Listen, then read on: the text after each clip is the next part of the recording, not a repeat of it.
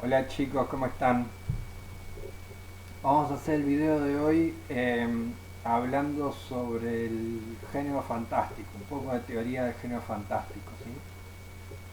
Em, Bien, en principio, como cualquier noción de teoría literaria, el género fantástico es una categoría histórica, es decir, surge en algún momento de la historia, surgen relatos con determinadas características y a partir de ahí una necesidad teórica de definir un conjunto que englobe a esos relatos y a todos los que se vayan a producir con posterioridad y que compartan esas características principales. Eh, la teoría literaria tiene siempre, en estos casos, algunos problemas y algunos límites, porque los textos son todas cosas únicas. Si bien podemos encontrar características en común, también va a haber montones de elementos que los diferencian. Entonces, elegir cuáles son las categorías principales, las características más sobresalientes de un relato por sobre otras, es siempre bastante subjetivo y bastante cuestionable. Por lo que es posible que del mismo género literario ustedes encuentren diferentes definiciones o diferentes teorías, ¿sí?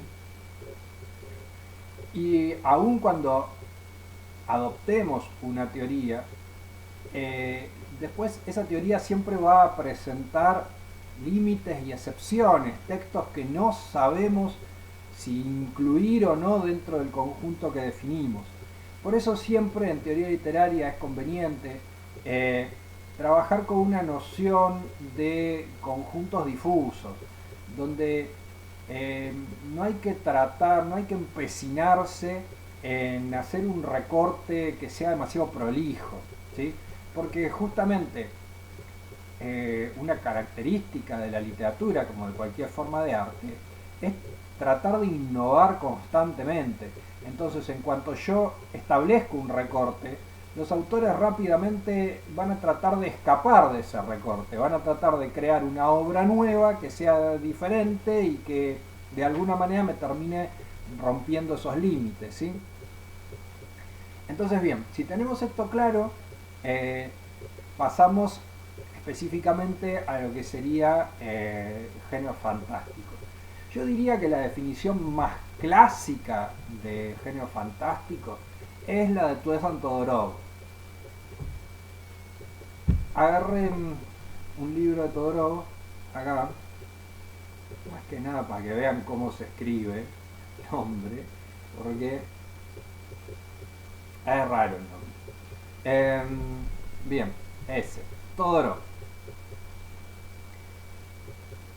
Intenta esencialmente diferenciar lo que sería el fantástico del realismo y del maravilloso. Esa es la función, digamos, principal de su teoría. Entonces, por resumirlo mucho, diríamos, según esa teoría clásica, el fantástico va a tener las siguientes características. La primera, un contexto, un contexto que sea realista, es decir, que tome como verosímil a nuestra realidad, un contexto que nosotros podamos considerar parecido a nuestra realidad, incluso cotidiano, ¿sí? Y dentro de ese contexto aparentemente cotidiano, la irrupción de un elemento extraordinario, un hecho que aparentemente rompería con las reglas de la realidad que todos conocemos. Bien, esa primera característica diríamos que define a cualquier relato de género fantástico. Con posterioridad podemos encontrar una segunda categoría que algunos llaman del fantástico puro,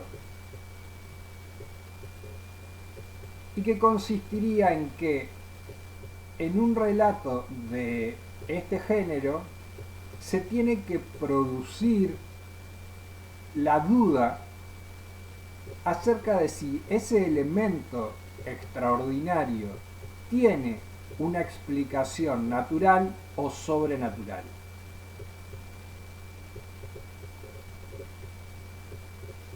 Entonces, esa duda se puede manifestar en alguno de los personajes, que el personaje en algún momento del relato dude de si realmente está pasando lo que él cree que está pasando o no, si es un producto de su imaginación, del delirio, del sueño. La imaginación, el delirio, el sueño son todos elementos que existen en nuestra realidad. Si la explicación finalmente va a ir por ese lado, entonces no se rompió la estructura de la realidad ni las reglas de la realidad. Si en cambio la explicación tuviera que ser necesariamente sobrenatural, por ejemplo, digamos, un fantasma, un vampiro, una cosa así, entonces los fantasmas o los vampiros no existen en la realidad. Ahí sí habría una ruptura del orden natural, ¿sí? El caso es que en el fantástico se tiene que producir esa duda, que puede estar expresada en uno de los personajes, o aunque no esté expresada en uno de los personajes, lo que sería importante es que se produzca en el lector, que el lector dude acerca de si está leyendo algo sobrenatural o no, ¿sí? Eso entonces entraría dentro de lo que algunos llaman el fantástico más puro, sobre todo si el relato termina sin aclarar esa duda, sin explicitar, digamos, esa doble posibilidad que había, sin cerrarla sobre una de las dos. ¿Está bien? Porque habría un tipo de relato que parece fantástico puro al principio, porque se genera esa incertidumbre, pero finalmente termina cerrándose sobre la explicación racional o natural, y eso lo llamamos género extraño. ¿Está bien? El género extraño es el que al principio genera esa incertidumbre, creemos que tal vez está pasando algo sobrenatural, pero al final resulta que no.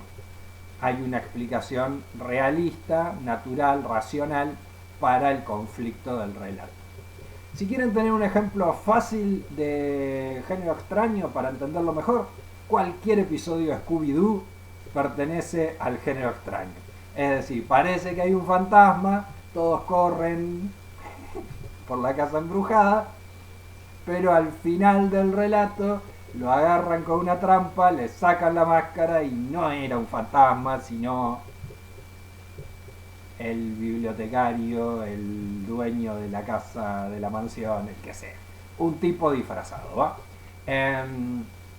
Entonces eso pertenecería al género extraño, porque si bien en un momento parecía que estaba pasando algo sobrenatural, el relato al final nos aclara que no.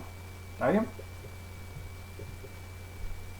La diferencia, ahí tenemos la diferencia, digamos, con el realismo. La diferencia con el realismo es la irrupción de este elemento extraordinario, ¿sí? Aparentemente inexplicable. La diferencia con el género maravilloso, que sería, por ejemplo, el de los cuentos infantiles de hadas, ¿sí? Es que en el género maravilloso todo el contexto es un contexto que no es real. Se ubica directamente como en un contexto que está fuera de nuestra realidad, ¿sí? Entonces, en ese contexto que de por sí es maravilloso, no hay en realidad una irrupción de un elemento extraño, sino que todo es extraño, ¿sí? Podríamos pensarnos, La Bella Durmiente, ¿sí? Entonces, cuando empieza La Bella Durmiente, nos dicen que hace mucho, mucho tiempo en un reino muy lejano, ya empezamos con algo que cotidiano no me suena, ¿sí? Eh, el matrimonio real estaba esperando a su primer hijo y entonces, muy contentos por el nacimiento, realizan una gran fiesta en la que invitan a todas las hadas del bosque, a todas las hadas del bosque. Listo. Entonces ya el contexto no es realista. ¿Está bien? Lo que pase a partir de ahí puede ser cualquier cosa. ¿Sí? Porque la historia no va a transcurrir en nuestra realidad. Bueno, creo que con eso tendría que quedar más o menos claro lo que sería la definición clásica de género fantástico, que es la de Todorov, ¿sí? Es este elemento que tiene un contexto que se parece al de la literatura realista, pero de repente aparece un elemento extraño que nos genera una incertidumbre acerca de si podemos darle una explicación racional o irracional, ¿sí? Y esa incertidumbre, esa duda, persiste a lo largo de todo el relato, incluso al final no sabemos si pasó algo sobrenatural o no, ¿sí? Un ejemplo de esto sería la novela Otra Vuelta de Tuerca de Henry James, pero sería ya un poco largo de explicar. Por resumirlo así nomás, digamos, hay una institutriz en una mansión, en una finca, en la campiña inglesa, que empieza a ver fantasmas. Al fantasma de la institutriz anterior y al fantasma del mayordomo anterior, que están los dos muertos. Pero la única que ve los fantasmas parece ser ella. Entonces, nosotros como lectores nos empezamos a preguntar, en esa mansión, ¿hay fantasmas o la institutriz está loca? Eso es el género fantástico puro y clásico de Todorov. No sé si hay fantasmas o si la institutriz está loca. Muy bien. Como les advertía desde el principio, estas teorías presentan siempre algunos límites. Y a lo largo del siglo XX surgieron algunos cuestionamientos acerca de que algunos textos son muy difíciles de encasillar dentro de la teoría de Todorov. Un ejemplo sencillo y que seguramente conocen, aunque sea por las adaptaciones cinematográficas, es El Señor de los Anillos, ¿sí? El Señor de los Anillos, desde la teoría de Todorov, tendría que pertenecer al género maravilloso, porque el contexto en el que ocurre es la Tierra Media, es un lugar donde existe la magia, donde hay elfos, donde hay hobbits y donde hay balrogs y donde hay cosas Nazgûl. Claro, pero entonces El Señor de los Anillos pertenece al mismo género que La Bella Durmiente. No pareciera, parece que son muchas más las diferencias que las similitudes. Entonces, a partir de eso, hay dos opciones posibles que se desarrollaron en la teoría literaria. Una, tal vez la más conocida, es la de una autora, una teórica que se llama Rosemary Jackson, que propone una especie de supracategoría que englobaría todo, que es lo que ella llama el modo fantasy. Que está muy bien, que sirve para definir cualquier cosa que no es realista, pero que a la vez dentro de todas esas cosas que no son realistas no me sirve para nada, porque no me diferencia realmente el maravilloso del fantástico, del extraño, de lo que sea El Señor de los Anillos, por ejemplo, ¿sí? Entonces, tiende una especie de superconjunto que engloba todo, pero que dentro de ese todo no diferencia nada. A mí personalmente la teoría de Jackson me parece súper incompleta. La otra alternativa, que creo que dentro de todo fue la que mejor funcionó, es crear un conjunto nuevo. Y eso va a seguir pasando. Mientras la literatura siga generando productos distintos, libros distintos, con diferentes categorías, Y cada tanto va a haber que crear un conjunto nuevo que dé cuenta de esas nuevas obras, ¿sí? Que sería, por ejemplo, la fantasía épica, o que a otros llaman el género de espada y brujería, que es donde entraría el Señor de los Anillos. Y en fin, otro género, y ya está. Bueno, creo que lo básico era eso, chicos. Quería aclarárselos porque la teoría es bastante pesada, ¿sí? Y si les quedó cualquier duda, como les digo siempre, me preguntan por acá o me preguntan por el Classroom, ¿sí? Listo, eso es. Se cuidan. Un abrazo.